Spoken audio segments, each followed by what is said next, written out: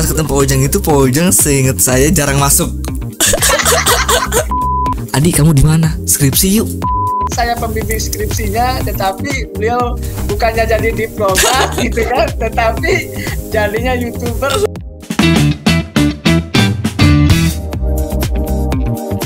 Assalamualaikum warahmatullahi wabarakatuh. Waalaikumsalam warahmatullahi wabarakatuh. Apa kabar? Ketemu lagi bersama saya Ujang Komarudin, tentunya di Ujang Komarudin Channel. Wah, pada kesempatan kali ini saya punya tamu spesial ini, teman-teman semuanya. Halo. Ada Kak Adi, ya disebutnya Kak Adi. Nah, Kak Adi ini seorang YouTuber gitu kan.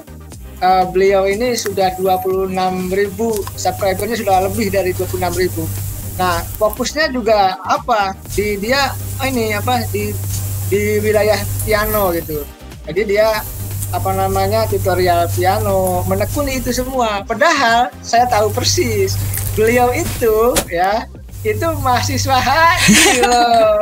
Mahasiswa hubungan internasional. Jadi beliau tuh mahasiswa saya pembimbing skripsinya, tetapi beliau bukannya jadi diplomat gitu kan, tetapi jadinya YouTuber dan sudah menghasilkan, guys. Sudah dapat hasil dari YouTube. Dan ini penting buat pembelajaran kita semua. Jadi gimana nih Adi ya? Kenapa dari dulu ngambil kuliah di hubungan internasional di Al-Azhar gitu kan, lalu kok pindah jadi YouTuber, kok pindah jadi seorang pelatih tutorial piano yang handal gitu. Jadi ceritanya gimana ini ngomong-ngomong?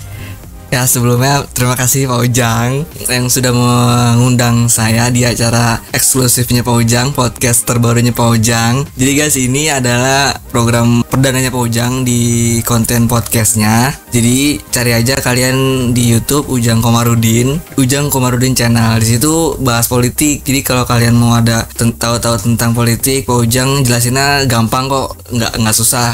Jadi kita nerimanya juga enak gitu. Tadi kan Pak Ujang udah nyinggung saya masalah HI, terus saya mahasiswanya beliau, apalagi dosen pembimbing skripsi. Nah, untuk ngejawab pertanyaan yang pertama, gimana sih cara Kak Adi tuh dari HI ke piano? Jadi awalnya sebenarnya kalau kuliah itu kan disaranin ayah ya untuk masuk HI. Nah, terus saya ikut kan, pilih aja di mana. Terus saya ada nih Al-Azhar, ada HI-nya. Oh, boleh deh. Oh, bagus nih, kayak ada masjid-masjidnya. Masuklah, singkat cerita belajar terus ketemu Pak Ujang itu di semester 5. Kalau nggak salah Pak Ujang tuh dulu ada asdos namanya Pak Pangi. Ya Pak Ujang ya? Ya, betul. Pak Pangi. Jadi Pak Ujang dulu beliau sempat di staf khusus DPR. Berapa tahun Pak? Ya, 1 tahun. Setahun ya? Tapi di DPR-nya 5 tahun, staf khususnya 1 tahun. Oh gitu? Ya. Nah, ini bakalan panjang sih, tapi ya pokoknya pas ketemu Pak Ujang itu, Pak Ujang seingat saya jarang masuk.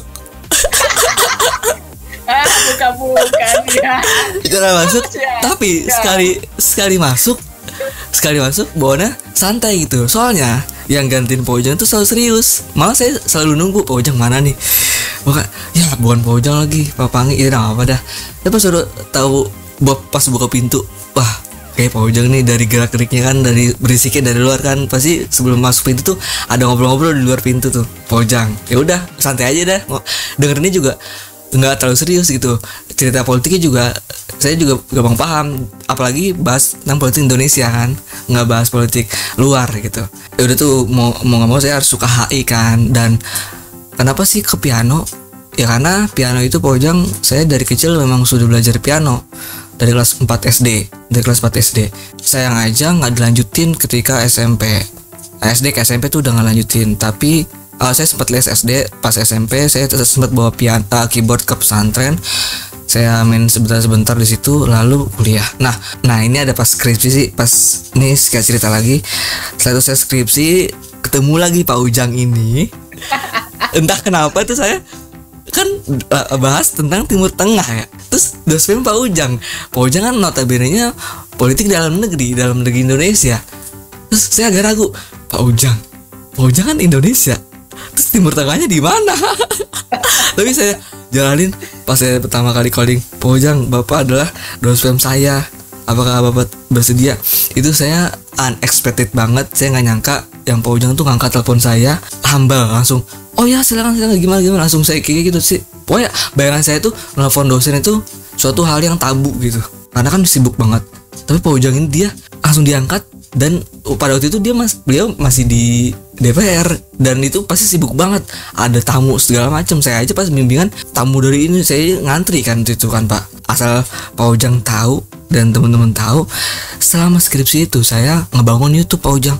Wah, keren nih. Nah ini harus tahu teman-teman ceritanya gimana. Jadi pas saya skripsi itu saya ngebangun YouTube 2017. Itu pas banget saya bolak-balik ke DPR rumah untuk bimbingan, dan sempet diginin sama ayah saya, garap dulu skripsinya, bikinin videonya ntar. Ya udah saya agak ya udah ntar deh bikin videonya, saya skripsi dulu. Tapi ada kalanya saya bosan skripsi, saya ke video, bosan video saya skripsi. Sempet banget, saya inget banget pokoknya momen sama Pak Ujang tuh saya nggak pernah lupa.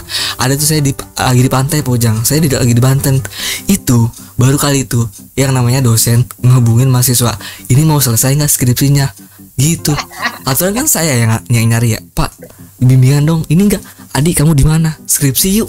Itu wah langsung saya di jalan di tol tuh Pak, langsung pengen cepet pulang nih, langsung inget Pak Ujang, langsung inget dospem saya yang ini, bersyukur harusnya dapet dospem yang bagus, yang enak, harus cepet selesainya gitu. Jadi saya pikirannya gitu. Ya udah saya tahu nih ceritanya saya nih. Iya, betul kan ya? Itu sih yang saya pendem selama ini gitu Pak Ujang, selama saya jadi anak bimbingan Pak Ujang. Lalu 2017 itu masih skripsi dan saya sidang 17 September. Kapan tuh Pak? Maret kalau nggak salah, Maret saya selesai. Tapi di situ saya masih ngebangun YouTube sama Fakih. Pak Ujang kenal Fakih, masih ingat nggak? Ya, saya masih ingat. Iya, Fakih. Saya sama dia Pak Ujang, sama Yoga. Sama Yoga saya bikin parodi nggak jelas. Saya sempat bikin di Al-Azhar juga. Nggak laku itu parodi, nggak laku itu video lucu. Tapi saya bikin cover piano, tapi itu jelek banget Pak Ujang. Saya nggak niat sama sekali, nggak pakai alat-alat yang bagus. Saya cuma pakai piano dan kamera. Saya mainin satu lagu yang viral, dan itu langsung nggak banyak sih, adalah yang nonton langsung 100-an lebih. Saya masih bodo amat. Lalu banyak timbal balik, banyak feedback dari yang nonton, sedangkan mereka nggak subscribe saya. Itu subscriber saya masih di bawah 10, dan mereka langsung minta tutorialnya. Nah saya bisa sih bikinin, tapi gimana caranya? Jadi saya cari tahu di YouTube tutorial piano. Oh dia cuma bikinnya kamera dari atas, dia ngejelasin apa segala, ngasih chord lagunya, yaudah saya buatin. Nah dari situ nanti saya kasih linknya. Itu langsung seminggu 2 minggu tuh 10.000, udah 10.000 tuh. Wih keren ini harus ditiru nih guys, gimana cara Kak Adi bikin dan mengelola YouTube. Iya, jadi 10.000 ini panjang banget Pak Ujang, nggak apa ya? Ya nggak apa-apa dong. 10.000 seminggu 10.000 itu saya udah nggak nonton lagi. Saya masih udahlah biarin aja. Dan saya baca komennya, bikin lagi part kedua. Memang saya bikinnya putus-putus karena keterbatasan laptop Pak Ujang. Itu laptop saya masih jelek banget. Untuk rendering video itu 10, harusnya tuh durasi video 15 menit. Saya nggak kuat itu laptopnya. Saya bagi 5 menit. Jadi pada minta part kedua, saya upload lagi. Jadi totalnya ada 4 atau 5 video untuk satu lagu itu. Dan semuanya viewsnya memang nggak stagnan sih. Yang pertama 200 ribuan, sekarang tuh udah 200 ribu. Yang sekarang mentok di 70 ribuan. Nah itu tuh pertama kali. Jadi Pak Ujang harus ada satu video yang ngedompleng channel Pak Ujang. Nah kuncinya apa? Kuncinya Bapak harus bahas yang viral, yang bener-bener viral banget. Itu Pak Ujang harus ikut bahas. Itu mau nggak mau itu harus wajib. Karena kita kan dari nol ya. Kita bukan siapa-siapa. Nah dari mana lagi kalau bukan dari itu. Jadi skillnya Pak Ujang dengan analisanya Pak Ujang tentang politik, ya Pak Ujang bahas tentang yang lagi hype. Pak Ujang saya lihat di YouTube ya, Pak Ujang banyak sih yang viral. Saya beberapa yang nonton sih, karena ya itu lagi di hot-hotnya dibahas. Jadi saya ke channel Pak Ujang, coba Pak Ujang cara jelasinnya lebih gampang. Saya juga enak dengerinnya gitu. Siap. Itu sih sebenarnya. Guys, nah kita sudah dengerin nih ceritanya Kak Adi ya, bagaimana dari mahasiswa hubungan internasional pindah ke ke passionnya gitu kan. Iya. Ternyata awal-awalnya bikin YouTube juga urusan parodi, tapi karena bukan passionnya jadi nggak jadi. Iya. Nah karena Kak Adi ini passionnya di piano, tekuni gitu kan. Akhirnya alhamdulillah sudah sudah nyaman, sudah enak, bahkan bermanfaat bagi banyak orang gitu, bahkan menghasilkan dari hasil YouTube-nya itu. Nah sebenarnya ini belajar juga buat saya dan buat kita semua teman-teman milenial gitu, bahwa kita ini mesti kreatif gitu kan, mesti tekun juga gitu kan, mesti kita harus menaklukkan Indonesia dan dunia ini dengan karya-karya kita. Nah kita bikin podcast ini kan kita ingin berkarya nih, karya yang sederhana, yang kecil, mudah-mudahan juga bisa bermanfaat bagi teman-teman semua. Nah Kak Adi bagi saya gitu ya, bagi teman-teman, bukan hanya sebagai mantan mahasiswa saya, bukan, tapi sekarang sudah jadi teman. Kita sama-sama mau jadi YouTuber bareng nih kita nih. Jadi kalau Kak Adi passionnya di dunia piano, kalau saya passionnya di dunia politik gitu kan. Gak ada masalah. Kak Adi ya, atau saudara Adi ya saya nyebutnya. Kira-kira apa sih rumusnya kalau kita ingin main di YouTube gitu ya? Kita ingin sukses lah di dunia per-YouTuber gitu. Kira-kira bagi-bagi dong tipnya ke kita semua agar kita juga tadi ya bisa jalan, bisa yakin, lalu juga bisa tekun dan bisa konsisten sukses dalam dunia per-YouTuber. Kira-kira seperti apa sarannya? Ya. Tips-tipsnya kira-kira begitu. Kalau dari saya sih, sebelumnya saya kan bukan yang expert banget ya tentang YouTube, dan subscriber saya masih terbilang belum terlalu banyak. Tapi ini adalah berdasarkan pengalaman saya ketika saya lagi malas-malasnya nge-YouTube, lagi rajin-rajinnya. Nah, yang pertama dari saya tuh berangkat dari apa yang kita suka dulu sih, Pojang. Dari apa yang kita suka tuh kita ngejalaninnya akan enjoy, kita ngejalaninnya akan santai, walaupun kita ada bosennya, tapi kita akan kangen lagi akan hal itu gitu. Misalnya Pojang suka politik, pasti saya yakin Pojang ada bosannya, tapi Bapak akan inget lagi, bahkan kangen akan ngebahas, akan ngomong tentang politik itu gitu.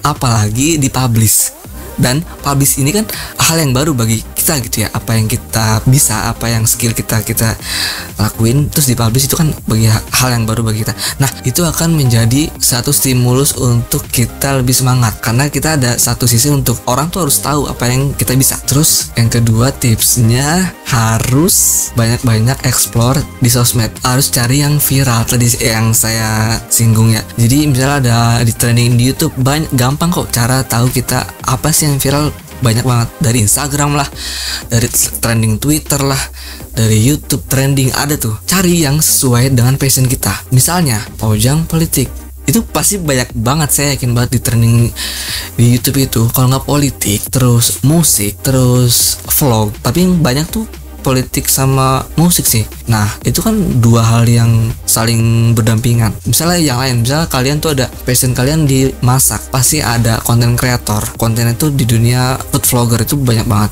Kalian nggak mesti cari yang viral juga, tapi kalian sangkut pautin sama yang viral. Misalnya lagi bahas A, nah kalian sambil masak terus bahas itu saya pernah kasih tahu itu ke teman saya, Pojang.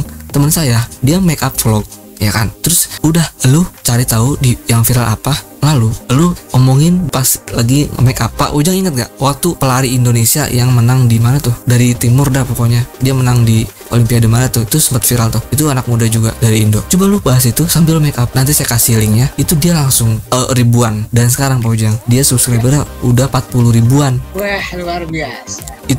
Itu bukan, saya bukannya karena saya kasih tips, saya bukan, saya cuma kasih apa yang saya rasain aja, lalu dia kembangin sendiri gitu inti. Lalu yang ketiga ya, kita konsisten sih Pojang, itu konsisten penting banget. Walaupun nggak ada yang nonton, kalau kita bikin seminggu 3 kali aja atau seminggu sekali aja, itu lebih baik daripada yang nggak sama sekali gitu. Daripada kita sebulan sekali, mending seminggu sekali daripada sebulan sekali. Kalau misalnya kita udah nggak konsisten, YouTube itu nggak akan merekomendasiin video kita kan. Subscriber kita masih dikit. YouTube itu nggak ngeliat subscriber, YouTube itu ngeliat seberapa sering kita upload gitu. Dan kita juga harus sering share apa yang kita upload. Itu nggak usah malu, nggak usah thanksin. Ini tonton dong video gua, tonton dong video saya nih tentang ini. Siapa tahu lu suka. Kalau misalnya nggak suka, share aja ke teman-teman gitu, ke Facebook, ke sekarang banyak lah, ke status WA banyak banget pasti.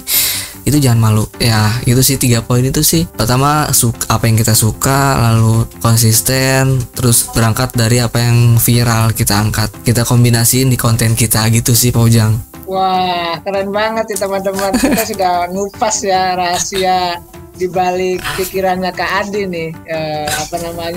Dia juga kreatif ya, lalu juga konsisten, urusan pianonya itu gitu kan. Saya juga walaupun saya tidak suka, tapi melihat YouTube-nya Kak Adi ya senang juga jadinya, lama-lama suka juga. Nah teman-teman, mudah-mudahan video ini bisa bermanfaat gitu kan. Ini perbincangan saya yang luar biasa dengan saudara Adi atau teman-teman yang berkata Adi ya. Tentu jangan lupa ya, teman-teman juga harus meniru Kak Adi yang positifnya ya kan, yang negatifnya buang lah. Yang positifnya kita ambil, kita terapkan. Ya siapa tahu kita juga bisa mengikuti jejak beliau ya dalam konteks per-YouTuban maupun per-pianoan ya. Ya saya sebagai dosen mohon maaf ya tidak menyesal juga Kak Adi ini tidak jadi diplomat. Ya hidup itu dimanapun tempatnya yang penting sukses, ya kan? Yang penting jadi orang hebat, yang penting menghasilkan itu, yang penting bermanfaat bagi sebanyak-banyak orang. Terima kasih guys. Itu mungkin yang bisa kita sampaikan ke teman-teman semua. Mudah-mudahan menginspirasi bagi seluruh anak muda Indonesia dan di dunia. Terima kasih Kak Adi nih. Sama-sama Pak Ujang. Mau disampaikan kepada teman-teman, silakan. Mungkin satu aja ya. Kita mumpung masih muda, apa yang kita lakuin sekarang tuh nggak ada yang percuma gitu. Sekarang tuh apa-apa bisa dipublish. Kalian tidur aja di videoin, ada yang nonton. Ada Pak Ujang, saya pernah lihat tidur sejam viewsnya 1 juta. Keren itu. Iya. Itu inspirasi juga. Ya. Walaupun sepele ya. Terus yang kedua, mumpung kita di rumah, ya full di rumah gitu, ya lakuin aja apa yang kalian suka. Jangan ngarepin yang benefitnya dulu. Pokoknya konsisten aja dengan apa yang kalian lakuin sih. Jangan kalian tuh berpikir oh ini percuma. Enggak, semua tuh nggak percuma, pasti ada hasilnya nanti, nggak sekarang. Gitu sih Pak Ujang. Siap Kak Adi, yang luar biasa nih perbincangan kita. Saya jadi ingin juga belajar piano gitu. Aduh, kan pengen les piano gitu kan. Jadi hidup kita bisa berwarna kan. Betul, bukan hanya urus politik aja kita pusing kan, tapi ketika mijit-mijit piano dengan irama-iramanya itu kan jadi indah hidup kita. Sekali lagi terima kasih Kak Adi ya yang sudah berbincang-bincang dengan saya. Mudah-mudahan ini terus akan menjadi amal kebaikan Kak Adi untuk masyarakat dan untuk bangsa dan negara. Guys, jangan lupa selalu tonton video saya di Ujang Komarudin Channel. Mudah-mudahan kita semua dalam keadaan sehat walafiat. Jangan lupa juga jaga prokes kita. Jangan lupa juga jaga kesehatan. Terima kasih. Assalamualaikum warahmatullahi wabarakatuh. Waalaikumsalam warahmatullahi wabarakatuh.